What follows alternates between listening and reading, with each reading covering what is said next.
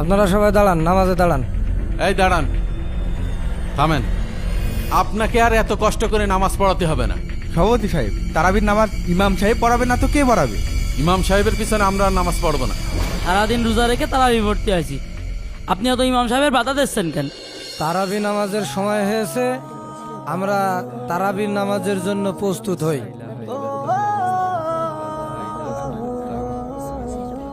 সলাতুত তারাবিহ।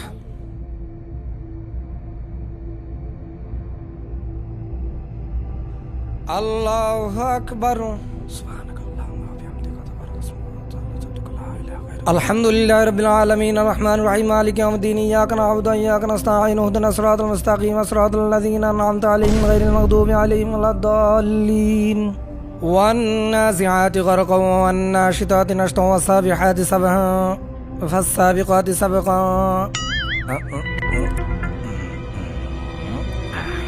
হাল মুদাব্বিরাতি আমরা فالمدبرات أمرا يوم ترجف الراجفة تتبعها الرادفة قلوب يومئذ واجفة أبصارها خاشعة يقولون أئنا لمردودون في الحافرة. الله أكبر. سمع الله لمن حمده. الله أكبر. الله أكبر. الله أكبر. الله أكبر. আলহামদুলিল্লাহি রাব্বিল আলামিন আর রহমানির রহিম মালিকি ইয়াউমিদ্দিন ইয়্যাকা না'বুদু ওয়া ইয়্যাকা নাস্তাঈন ইহদিনাস সিরাতাল মুস্তাকিম সিরাতাল লাযীনা আন'আমতা আলাইহিম গায়রিল মাগদুবি আলাইহিম ওয়ালাদ-দাল্লিন আমিন। কুল হুয়াল্লাহু আহাদুল লাহু সামাদ লাম ইয়ালিদ ওয়া লাম ইউলাদ ওয়া লাম ইয়াকুল লাহু কুফুওয়ান আহাদ। আল্লাহু আকবার। সামিআ আল্লাহু লিমান হামিদা। আল্লাহু আকবার। আল্লাহু আকবার। সুবহানাল্লাহ।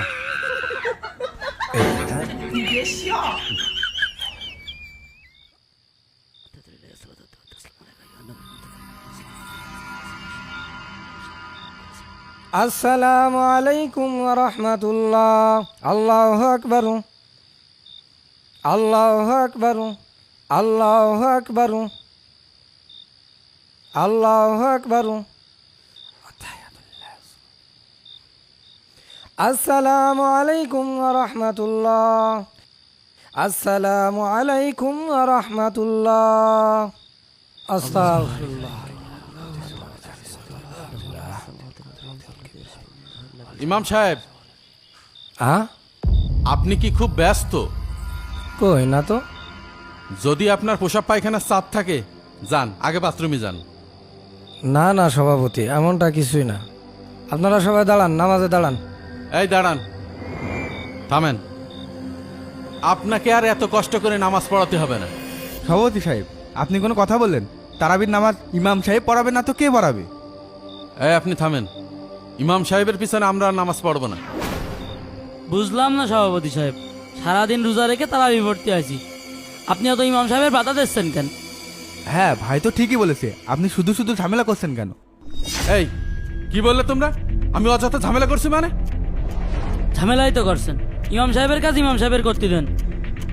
ইমাম সাহেব, আপনি নামাজ পড়ান। এই ইমাম সাহেব থামেন। এটা কি নামাজ? আর আপনি নামাজ নিয়ে ছেলে খেলা করছেন?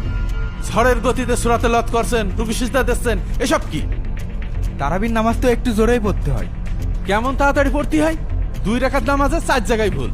ভুল তো একটু হতেই পারে, তারাবির নামাজ বলে কথা। আর আপনি তো লুকমা দিয়েই দিলেন, এটা নিয়ে আবার এত কথা হবে কেন? তাই বলে তার ওইভাবে নামাজ পড়া যায় না। চাচা, আপনি বলেন কিভাবে নামাজ পড়াবো? প্রথমত ধীরে ধীরে সুস্পষ্টভাবে সূরা তেলাওয়াত করবে, তারপরে রুকু সিজদাগুলো এমনভাবে দেবে যাতে তাসবিহগুলো সুন্দরভাবে পড়া যায়। কি কারণে? ইমাম সাহেব যেভাবে নামাজ পড়াচ্ছে সেইভাবেই ঠিক আছে। আরে বাবা, সারাদিন রোজা রাখিছি, আপনার কথা মতো সারা রাত নামাজ পড়লে কি হবে? এখন বাড়ি যাবার ঘুমাতে হবে, সেই রীতি আবার উঠতে হবে। হ্যাঁ, ভাই তো ঠিকই বলেছে। আর আপনার যদি এতই ধীরে সুস্থে ঘন্টার পর ঘন্টা নামাজ পড়তে হয়, তাহলে যান আপনি বাড়ি গিয়ে একা একা নামাজ পড়ুন। তোমাদের যদি এত তাড়া থাকে, তাহলে তোমাদের মসজিদে আসার দরকার কি? বাড়ি নামাজ পড়ে নিতে। তা তারাবির নামাজ আমরা জামাতের সাথে পড়বো না? হ্যাঁ, জামাতে নামাজ পড়বে, ভালো কথা। তাই বলে ঝড়ের গতিতে যেভাবে নামাজ পড়ছে, এটা কি নামাজ বলে? 5G গতিতে দাদু। দাদু, নামাজ পড়ছে 5G গতিতে। ওই তুমি চুপ করো, তুমি বড়দের ভিতরে কথা বলছো কেন? ওকে ধমক দিচ্ছ কেন? ও তো ঠিকই বলেছে। এই নামাজের আগামাতা সূরা কিরাতের কোনো কিছু তুমি বুঝতে পারছো? সূরা কিরাত আমরা বুঝে কি করব? ইমামের পিছনে নামাজ পড়ছি, ইমাম সাহেব বুঝলেই হবে। তাহলে তোমাদের নামাজ পড়ে লাভ কি? ইমাম সাহেব একাই নামাজ পড়ুক। সভাপতি সাহেব ঠিকই বলেছেন, এভাবে নামাজ পড়লে আমাদের নামাজ কোনো কাজেই আসবে না। চুপ করো, বেশি বোঝো না। 2 দিন মাদ্রাসায় পড়ে বিরাট আলেম হয়েছে। আচ্ছা, তোমরা এখন কি চাচ্ছ বলো তো? আমরা আবার কি চাইবো? ইমাম সাহেব যেভাবে নামাজ পড়াচ্ছে সেইভাবে নামাজ পড়াক, আমরা নামাজ পড়ে বাড়ি যাই। আচ্ছা ঠিক আছে, তার আগে আমার কিছু কথার উত্তর দাও তো। ভাই, রাত 10টা বাজে, কখন নামাজ পড়বো আর কখন বাড়ি যাব? এই তুই থাম। হ্যাঁ বলেন। আমার কথাগুলো ঠান্ডা মাথায় বুঝে উত্তর দিবা। হ্যাঁ বলেন। তোমরা যে সারাদিন কষ্ট করে রোজা রেখেছো, কিসের জন্য? রমজান মাস আল্লাহ তাআলা রোজা ফরজ করেছে, এই জন্য রোজা রেখেছি। আল্লাহ বলেছে তাই তোমরা রোজা রেখেছো? হ্যাঁ। আচ্ছা, আল্লাহ কি তোমাদের বলেছে ঝড়ের গতিতে তারাবি পড়বে, রুকু সিজদা দিবে? তা আমার ঠিক জানা নেই। কেন জানো না কেন?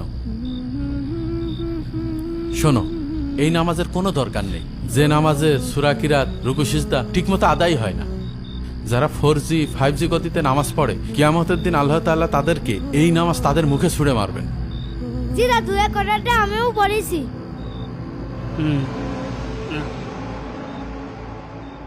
শোনো, সেজদায় মানুষ যতটা আল্লাহর কাছে থাকে, অন্য কোনো সময় এতটা কাছে থাকে না। আর আমরা সেই সেজদায় একটু সময় দিতে পারছি না। কোন রকম কপালটা ঠেকাতে পারছি আর উঠে পড়ছি, তাহলে কি লাভ বলো? ইমাম সাহেবরাই তো ঝড়ের গতিতে নামাজ পড়ায়, ও তাদের সাথে নামাজ পড়তে পড়তে আমাদেরও অভ্যেস হয়ে গিয়েছে। সে তো আমাদেরই দোষে।